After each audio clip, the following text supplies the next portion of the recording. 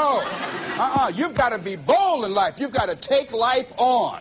Now, here's something else. You must be positive. See, a lot of people, when things don't happen when they want it to happen, they become negative. And they turn out and start projecting a lot of negative energy. No. You've got to make a conscious, deliberate, determined effort to be positive. Because, see, when you know within yourself things are going to work out for you, when you know within yourself that some way, somehow, you're going to make it, and these are just some of the hoops you've got to flip through in order to get there, it's okay. Have a friend who went to get a job, and the people didn't hire him. He was so negative. Well, hey, to hell with you then. Wait a minute. They just don't have a job today. Don't burn your bridges behind you. Don't talk about the guy's mama. Come on. All right? Now, here's the last thing. If you want to reach your goal and have a competitive edge, you've got to be hungry. A lot of people love me to tell this story. When I got out of school, my first major goal was to buy my mother a home. And my hero in broadcasting was Paul Harvey. And I wanted to become involved in broadcasting. And I loved the disc jockeys that were on the air.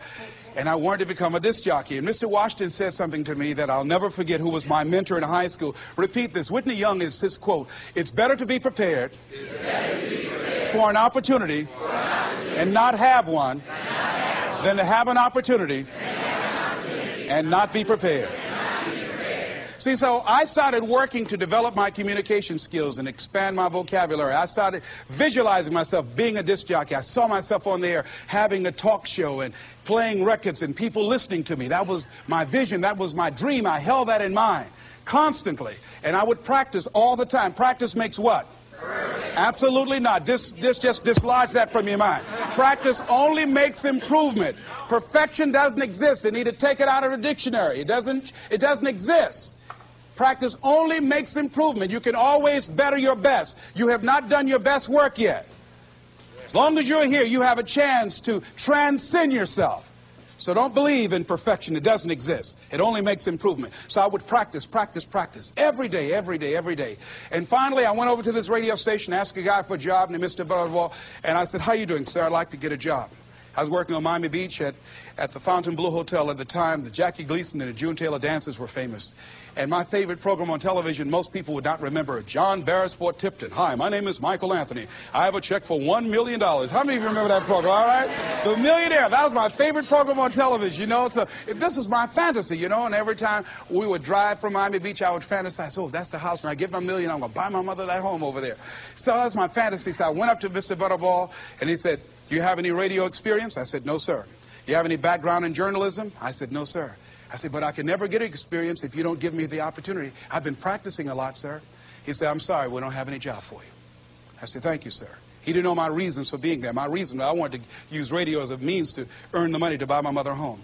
I went back to the radio station again. I said, "How you doing, Mr. Butterball? My name is Les Brown." "I know your name. Didn't I just see you here yesterday?" I said, "Yes, sir." I said, "Y'all have any jobs here?" "Didn't I tell you yesterday we didn't have a job?" "Yes, sir, but I thought maybe somebody got fired or resigned. I didn't know, sir." I went the next day.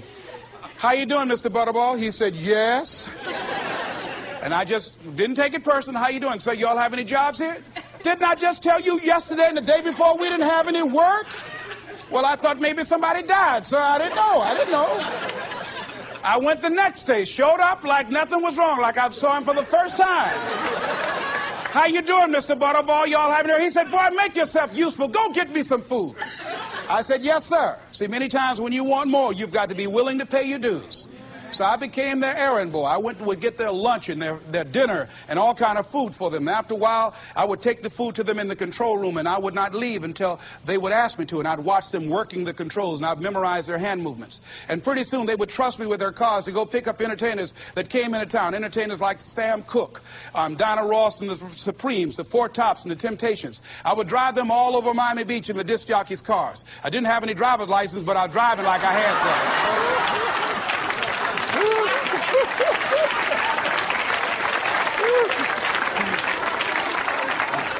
Finally, one day I was at the radio station, and a guy by the name of Rock was drinking while he was on the air. It was a Saturday afternoon. I was the only one there. None of the other jocks were available. And I was looking at him through the control room window, saying, "Drink, Rock, drink." Drink, Robert. I'd have gone to get him some more if he'd asked me to. Drink, Robert. Pretty soon the phone rang. It was the general manager. I said, hello? He said, Les, this is Mr. Klein. I said, I know. He said, Rock can't finish his program. I said, I know. He said, would you call one of the other DJs to come in? I said, yes, sir. I hung the phone up. I said, now he must think I'm crazy. I called my mom and my girlfriend, Cassandra. I said, y'all come out on the front porch and turn up the radio. I'm about to come on the air.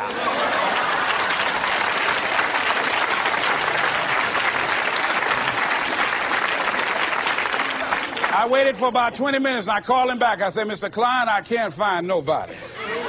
He said, young boy, do you know how to segue the records? I said, yes, sir. He said, go in there and don't say nothing here. I said, yes, sir. I couldn't wait to get behind those controls. I put the headphones on. I said, look out, this is me, LB, Triple P, Les Brown, your platter playing Papa. There were none before me and there will be none after me. Therefore, that makes me the one and only. Young and single and love to mingle, certified, bona fide, indubitably qualified to bring you satisfaction, whole lot of action. Look out, baby, I'm your love man. I was hungry.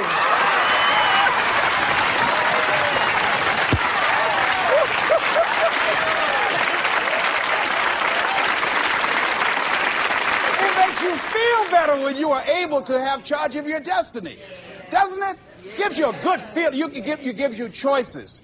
You can do more things. See, my first major goal was to buy my mother a home. I feel like Abraham Lincoln, who said, all that I am and all that I ever hope to be, I owe to my mother. And I said to my mama one day, I said, Mama, when I become a man, I'm going to buy you a home. And you won't have to go to work every day. You won't have to work. You just sit down, Mama. She was getting up, getting dressed to go to M&M cafeteria.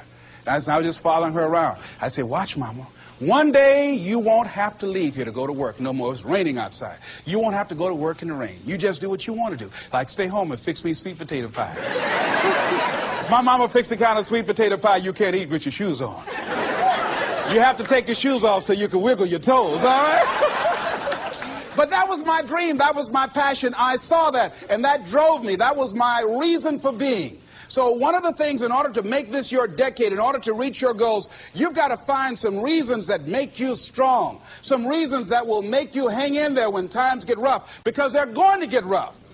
It's going to be very challenging. Whenever you decide that you want to grow, whenever you decide that you want to go to another level, all hell will break loose. Everything that will happen, rather that can happen, will happen, and at the worst possible moment. They call it Murphy's Law. See, whenever you decide that you want to go to another vibration, it's like when you get into an airplane. The first thing they tell you to do is do what? Fasten your seatbelt. Because you're going to experience some turbulence when you're going up. And some of you are already experiencing that turbulence. Don't be frightened by that. See, whenever you decide you want to go to another level, you've got to fasten your psychological, your mental, and your spiritual seatbelt. Because it's going to be a while before you experience a comfortable altitude. You're going to get there. It's there. But you've got to go through this phase here. This is how you grow. This is how you develop. See, life is like a roller coaster. Sometimes you're up, sometimes you're down. Sometimes things go well, and sometimes they don't go well. But in the down moments, that's when you discover who you are. During the down moments, see, in this prosperous time, you put it in your pocket. In the lean times, you put it in your heart.